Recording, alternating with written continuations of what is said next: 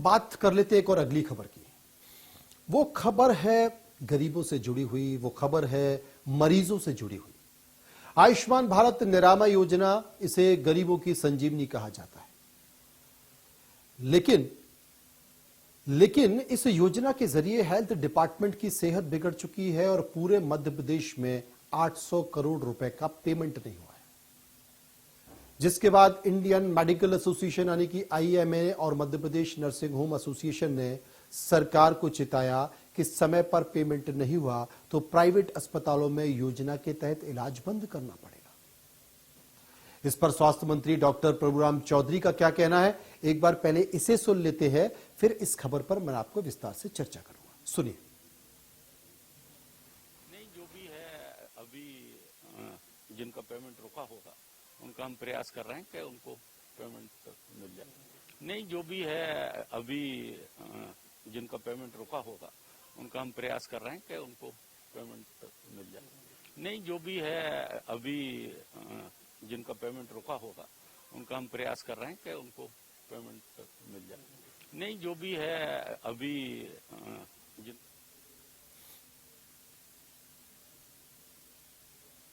अब जनाब, आपको मेहनत का अगर मेहनताना ही नहीं मिलेगा तो काम कैसे करेंगे? सरकार को शायद आईएमए और हेल्थ एसोसिएशन यही बताने की कोशिश कर रहे हैं। अब ग्वालियर चलते हैं। ग्वालियर में आईएमए और Madhya Pradesh nursing home association ने सरकार पर गंभीर आरोप लगा दिए। सरकार पर 100, 200, 1000 नहीं बल्कि पूरे 8 करोड़ रुपए बकाया है, यह बात आईएमए ने की है। जबकि एमपी के वित्त मंत्री जगदीश देवड़ा ने साल 2022-23 के लिए 2,79,237 लाख करोड़ का बजट पेश किया था। आपको याद है ना कि जनाब स्वास्थ्य विभाग को कितना बजट मिला, और मैं आपको बता रहा हूं कि स्वास्थ्य क्षेत्र के लिए साल 2021-22 का बजट लगभग 11,384 करोड़ रुपए था, जिसे बढ़ाकर 2022-23 के लिए 13,642 करोड़ रुपए प्रावधान कर दिया गया।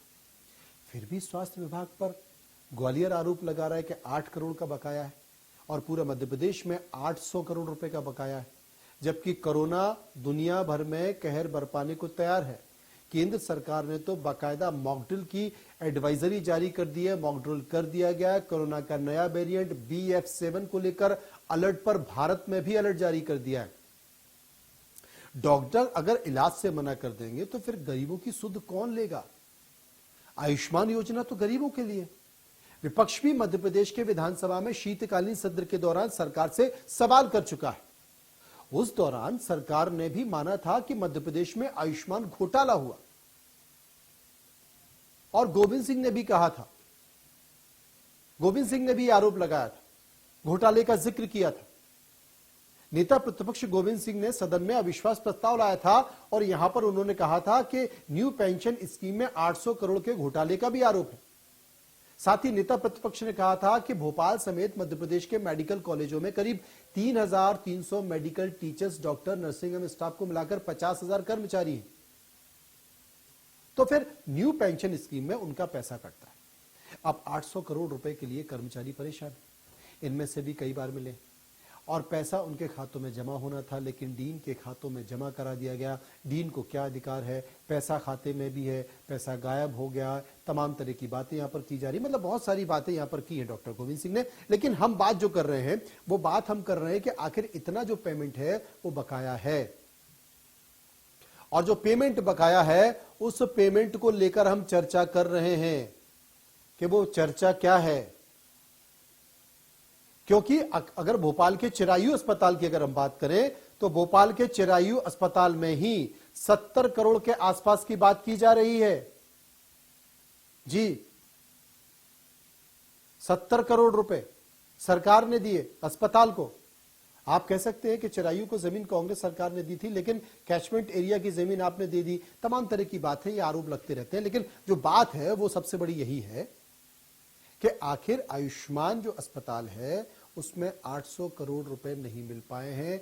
अब जो कर्मचारी परेशान हैं, और जो कर्मचारी परेशान हैं वो बार बार इस बात का जिक्र कर रहे हैं। बात का जिक्र इसलिए भी कर रहे हैं क्योंकि कोरोना आ चुका है, सरकार को गंभीरता से ध्यान देना होगा, और जो पैसा है उस पैसे को वापस करना होगा, उनको पहुंचाना पड़ेगा। क्योंकि कोरोना में अगर इस तरह की चेतावनी जारी कर दी और जैसा कि लगातार बात की जा रही है तो फिर दिक्कत हो सकती है।